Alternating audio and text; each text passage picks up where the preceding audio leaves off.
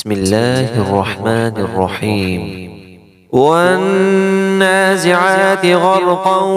والناشطات نشطا والسابحات سبحا فالسابقات سبقا فالمدبرات أمرا يوم ترجف الراجفة تتبعها الرادفة قلوب يومئذ واجفة أبصارها خاشعة يقولون أئنا لمردودون في الحافرة أئذا كنا عظاما نخرة قالوا تلك إذا كرة خاسرة فإنما هي زجرة واحدة فإذا هم بالساهرة هل أتاك حديث موسى إذ ناداه ربه بالوادي المقدس طوى اذهب إلى فرعون إنه طغى فقل هل لك إلى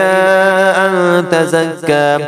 وأهديك إلى ربك فتخشى فأراه الآية الكبرى فكذب وعصى ثم أدبر يسعى فحشر فنادى فقال أنا ربكم الأعلى فأخذه الله نكال الآخرة والأولى إن في ذلك لعبرة لمن يخشى أأنتم أشد خلقا أم السماء بناها رفع سمكها فسواها وأغطش ليلها وأخرج ضحاها والأرض بعد ذلك دحاها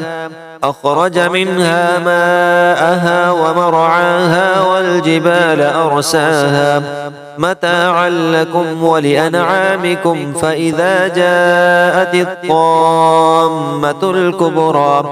يوم يتذكر الإنسان ما سعى وبرزت الجحيم لمن يرى فأما من طغى وآثر الحياة الدنيا فإن الجحيم هي المأوى وأما من خاف مقام ربه ونهى النفس عن الهوى فإن الجنة هي المأوى